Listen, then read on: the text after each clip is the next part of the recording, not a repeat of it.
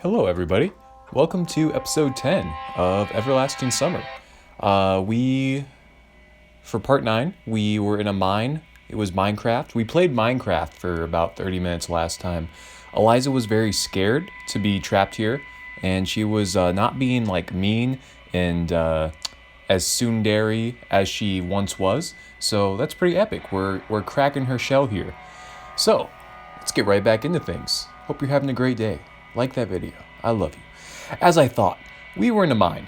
Miles of rust-eaten tracks stretched far away down the corridors. I could virtually see the overloaded mine carts creaking along these tracks ages ago. The walls were propped up by rotten beams, and water occasionally dripped from the ceiling. I wasn't sure whether it was scarier here or in the catacombs of the bomb shelter above. I'd say that up there, it was like a post-apocalyptic setting, and down here, occult medievalism reigned. That can't be a word. Whatever. In any case, I was even more eager to get out of here, and do so as soon as possible. This music is giving me a fear boner right now. Eliza didn't utter a word after we descended into the mine. She just walked next to me, clenching my hand so hard I started to worry. "Are you alright?" "No," she said quietly. "I understand that it can't be okay, but how are you holding up?" "Fine," she replied with that indifferent voice. That's good, because I really wanted to say, because if you go nuts too, it's going to be a massacre. Because we will find an exit. We'll definitely find one. Yeah. It seemed she wouldn't last much longer. Much like Markapi Sue, who can barely last 25 seconds. We should go faster. I quickened my steps and reached a fork after a couple of dozen meters. Well? So, which way? Eliza seemed to have completely disconnected from the outer world and didn't worry about what would happen to us or how we would leave this place. Well, let's think. To the left or to the right? And what if we get lost? I decided to put a mark on the wall in case we get lost and return to the spot again. Soon a large cross, scratched with the stone, decorated one of the beams. So, now we're ready to go. To the left, to the left, to the left, to the left. That's also the way the arrow's pointing, so it makes sense, you know? It seems that there is another fork in the road. Oh, sweet Jesus. I wonder if I'll have to remember this. Alright, so if we go left, and we go left again, wouldn't that... I'm gonna do like an MS Paint thing. So if we go straight, we were walking straight, we go left, and we go left again, won't we be going backwards? So we should go right. It seems that there's another fork in the road. Okay, we're just gonna keep squagging. It seems there's another fork in the road. I'm just going left, right, left, right. It seems there's another fork in the road. It seems there's another... oh, no, I fucked up. I hit right twice, so I'll hit left twice now. It seems there's another fork in the road. Oh. Epic. I did it. We did it. Following the curve, I saw a wooden door in the torch light. There you go. You're something. You think so? Eliza looked a little refreshed. Sure. Frankly speaking, I really wasn't sure that there would be an exit behind this door. But it wasn't like we had any choice anyway. Jesus. Fuck. I jumped a little bit. I pulled the handle. These sound effects are pretty realistic. Okay, this actually doesn't look promising. We found ourselves in some kind of room that resembled either a boiler room or a utility room under the bomb shelter. Empty bottles, cigarette butts, and other bits of debris littered the floor. That proves that there is an exit from these caves. I scanned the room with the flashlight, and in the farthest corner I saw... Oh, sweet Jesus. Shurik doubled up and trembling all over. Shurik! Who is that? He stammered. Shurik, we've been looking for you all night and you're just sitting here? Get up. I'm not going anywhere. He started quietly, but with every word his voice gained strength until he was shouting at the top of his lungs. No, I won't get with you anywhere. You don't exist. You weren't here anyway. It's a hallucination. It's unscientific. Yeah, unscientific. Yeah. What do you mean by you aren't here? Here we are. We came searching for you. Eliza had remained silent until now, but then she let go of my hand and took a few steps towards Shurik. What are you doing? I asked quietly. She hesitated for a moment but proceeded as if not hearing me. That scared me too, by the way. Finally having come close to the lost pioneer, Eliza fetched him a scathing slap across the face.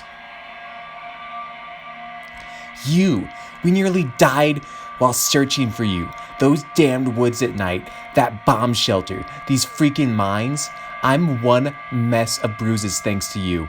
And you what? You're just hanging out, drinking booze and seeing pink spiders, you bastard. Shurik stared at her with a bemused look. Now then, get your ass up and move. No. He began to whisper quietly. No. Somewhere deep inside me, on the very edge of awareness, I got a feeling that something really bad was going to happen now. I do have one quick note. He was here for less than 24 hours, and he's going crazy? Huh? Anyway, I don't know, maybe I'm a dummy. It happened. A premonition, intuition, or just an analysis of the situation. Or, let me repeat that. Or an analysis of the situation from the way Shurik was sitting, or the expression on his face hinted at his following actions. Sweet Jesus. And probably all of that together, I rushed to Eliza, the light furiously jumping all over the room and highlighting Shurik's face for a second, twisted with madness. He was wielding a metal rod, and if I had been a moment too late, he would definitely have smashed in Eliza's head with it. But I made it. Everything was like a dream.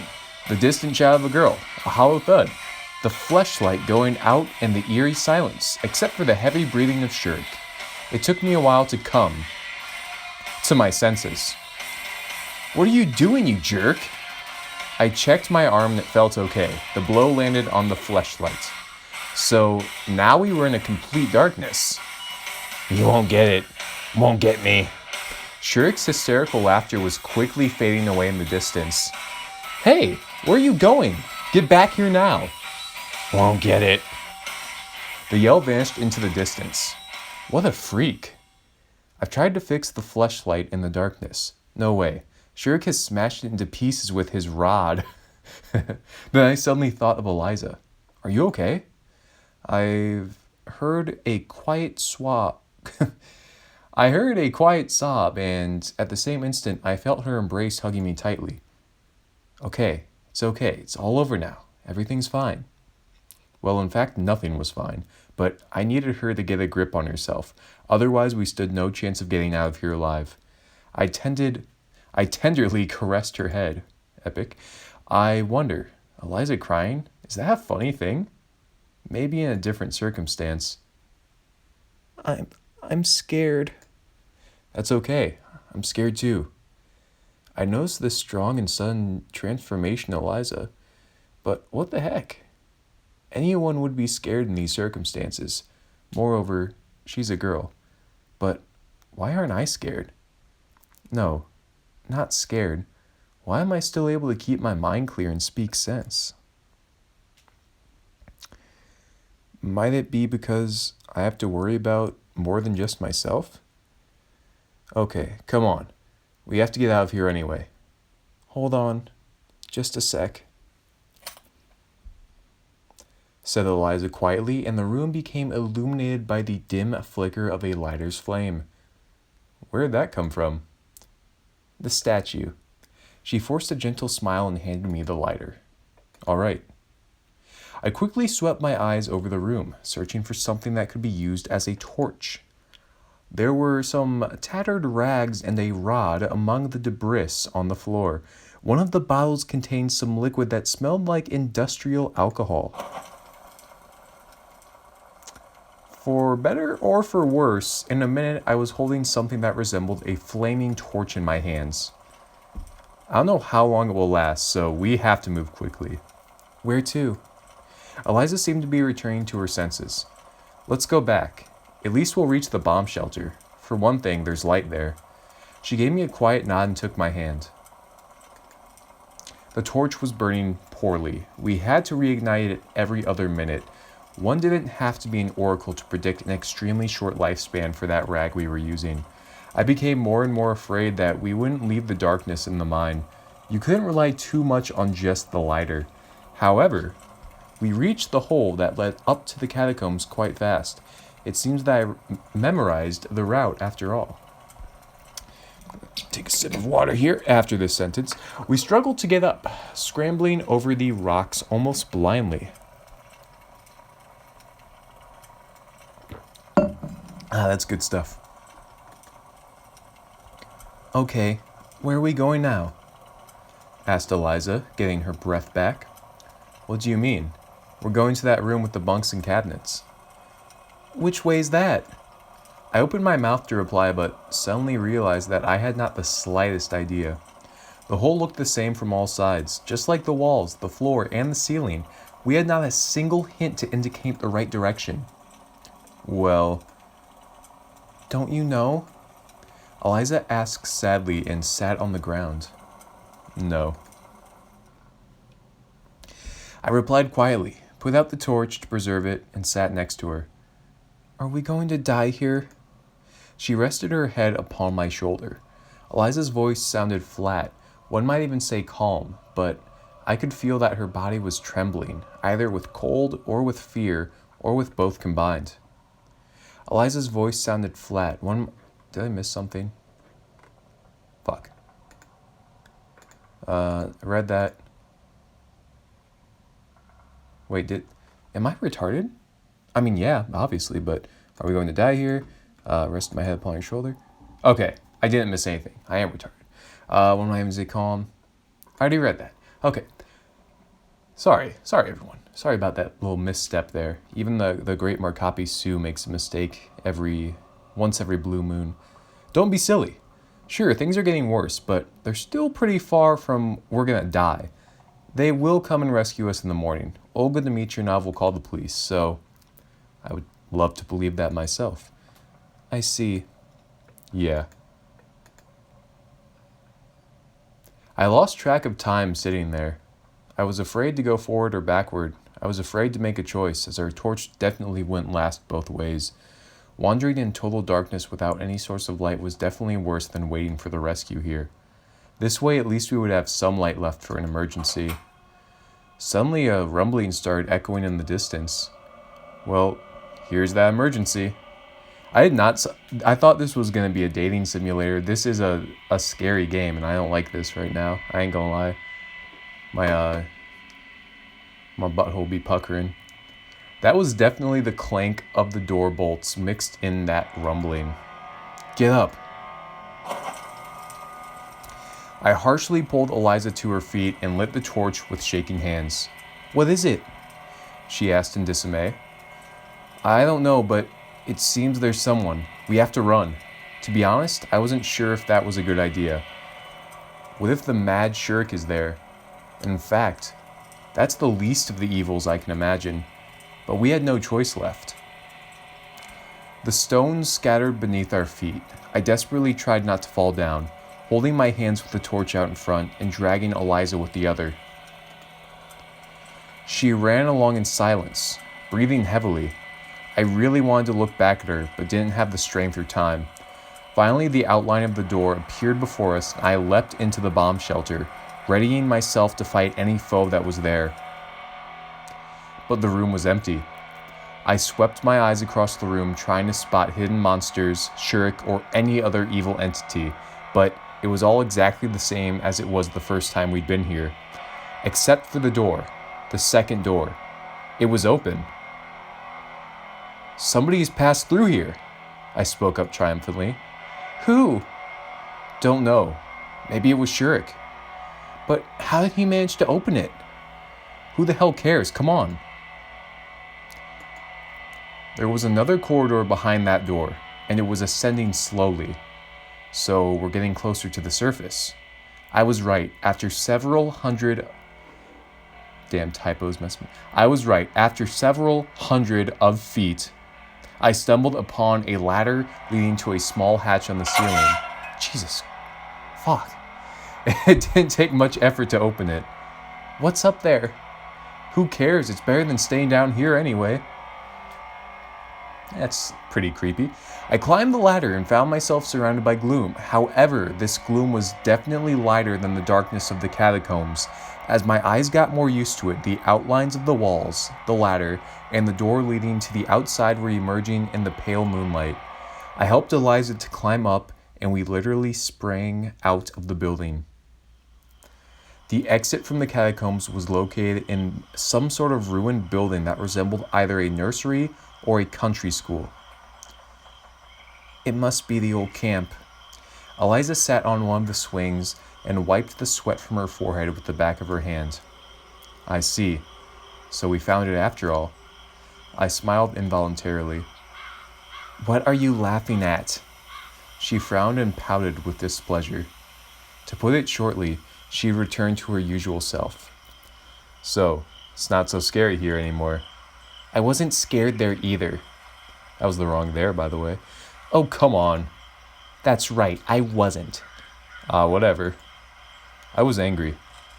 I really felt hurt because of Eliza. If not for me, she would still have been down there in that damn mine. "Where are you going?" she asked in a less self-assured voice as I turned around and walked slowly towards the camp. "Back to the camp." "Hey!" Eliza jumped up right away and started to walk next to me. For a moment, I wanted to say something nasty, but I wasn't ready to start the next argument. We found the path we had taken before surprisingly fast, even the 2 holes we'd fallen into. It was only about 200 meters from the old camp. Epic, we're finally back. I stopped at the square and turned to Eliza. "Well?"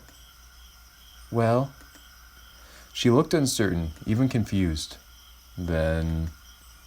"Sure." Deep inside, I wanted to yell at her, to scold her, even to insult her. On the other hand, I wanted to have a meaningful conversation. In the end, I just kept silent, turned around, and slowly headed towards the leader's cabin. But something persistently disturbed the quiet of the night. I keenly listened to it and realized that it was the snoring of Shurik, who was sleeping peacefully on a bench. "Hey!" I called Eliza, who hadn't walked too far away. "Get up, you!" Shurik slowly came to his senses and stared at us blankly. "Oh, is it morning already?" "Morning? Yeah, sure." Sometimes one acts first, thinks later. Of course, it all starts in the brain, that the current comes through the neural links, thereby transmitting the command to the body. But sometimes the subconscious just works faster than the conscious. That's exactly why my fist swung and smacked Shurik in the guts, and it was only then that I realized what I'd done. He coughed, trying to catch his breath, and writhed in pain on the bench. What the hell was that about? I already felt bad about it. I shouldn't have treated him so rough. What are you talking about?" Shurik looked at me in shock. "In the mine." "What mine?" He turned his head, completely confused. "And why am I here? And why are you here?" "Stop fooling around." Eliza barged into the conversation. "You nearly killed me there, and now you're going to pretend like nothing happened?" "What happened?" "You really don't remember." Not a thing.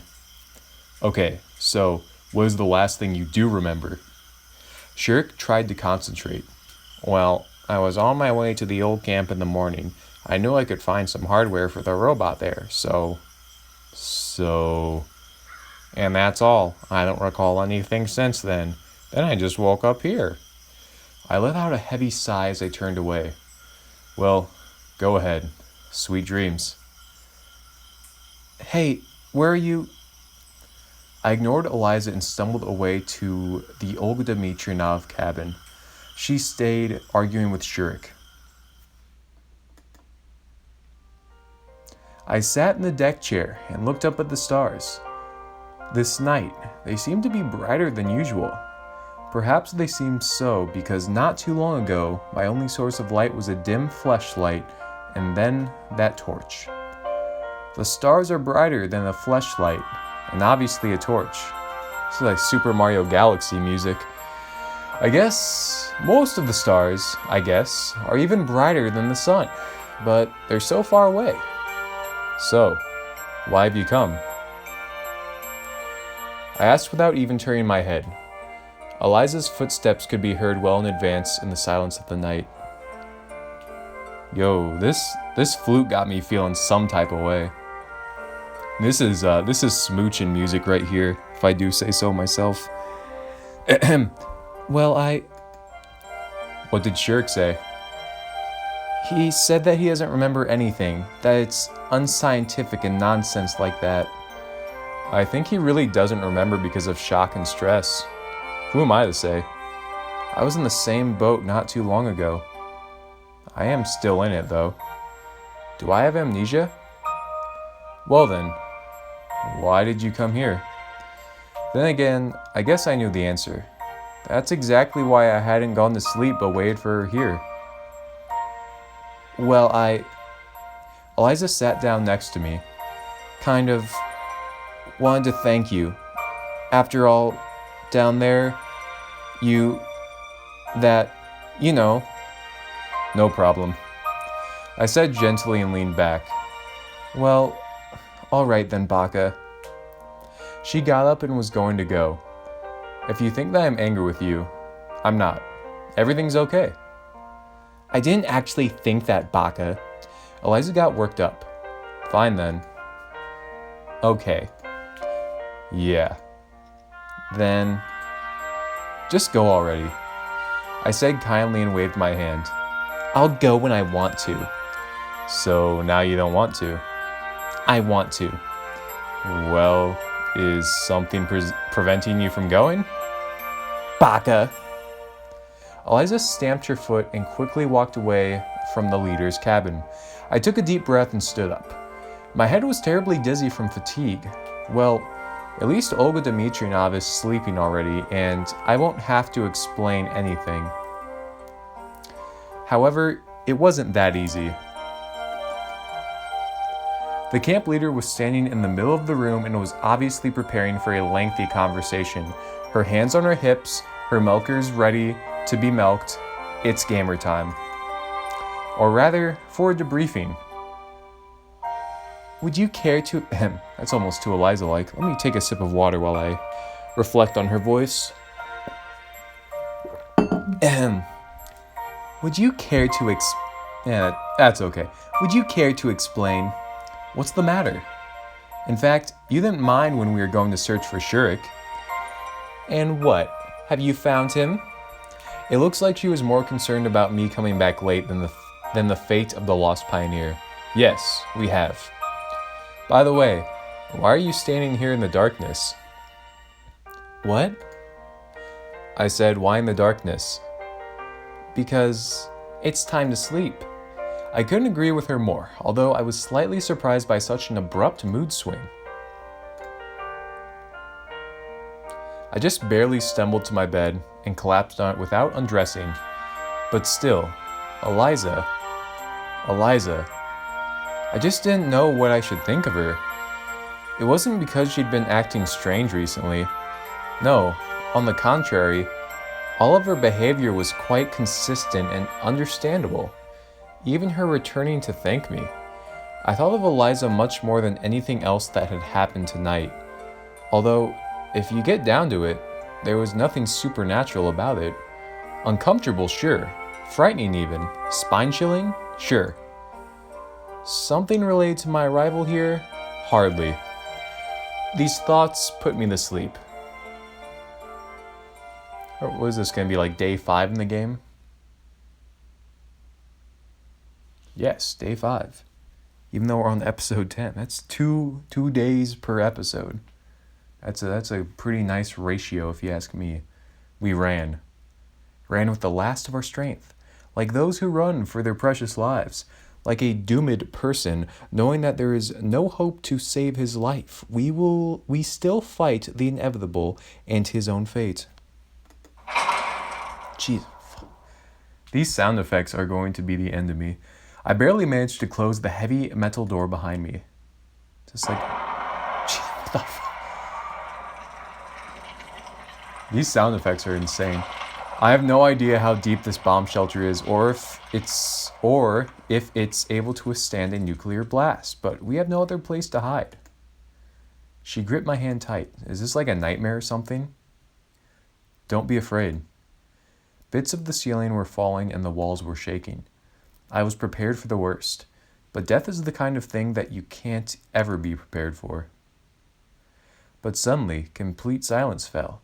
It rang even louder than the explosions. Maybe it's time to say goodbye. She was whimpering. I wanted to comfort her somehow, but realized that there was nothing I could do.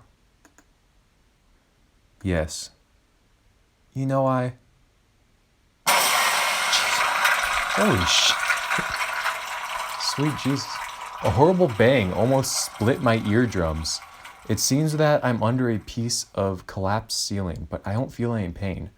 All I want is to not let her go. Is there going to be another blast? Freaking scrotum is back in my belly, my abdomen. I woke up in a cold sweat, short of breath, and gasping for air. It took me some time to come to my senses. It was a dream. It was just a dream. My questioning mind, however, refused to believe it. But who was that girl with me there? I didn't want to let go of her hand so desperately. Sadly, I couldn't recall her at all. The clock was showing a few minutes past 10. I slowly came to my senses as reality started to stake out its claim on my mind, and my stomach foully growled. All right, war is war, but lunch should be served in due time. It turned out that Olga Dmitrievna wasn't here. She must have decided not to wake me up. Well, thanks go out to our camp leader for this. After yesterday's adventures, I had to have a rest. Last night was remained a blurry memory, which I really didn't want to think about. It's now more important to find something to eat and to wash myself. Exactly. Because a pioneer must always be clean and tidy, though I would agree with this principle even if I wasn't a pioneer, and as a matter of fact, I'm not. We're gonna call it there, I think, fellas. We're gonna save that game. I don't know, I got too scared, man. No, I got stuff to do. You know how busy and popular I am. I have an appointment with epicness, and it's epicness waits for no man. So I will be going. Thank you for being with me and helping me to power through this episode, because it got a little scary there, I ain't gonna lie. But we did get close with Eliza, which was very epic. Thank you for liking, thank you for commenting, and thank you for subscribing and ringing that bell button until the church bells ring so loud that I coom. Please, I beg of you, help me find a girlfriend, and bye-bye.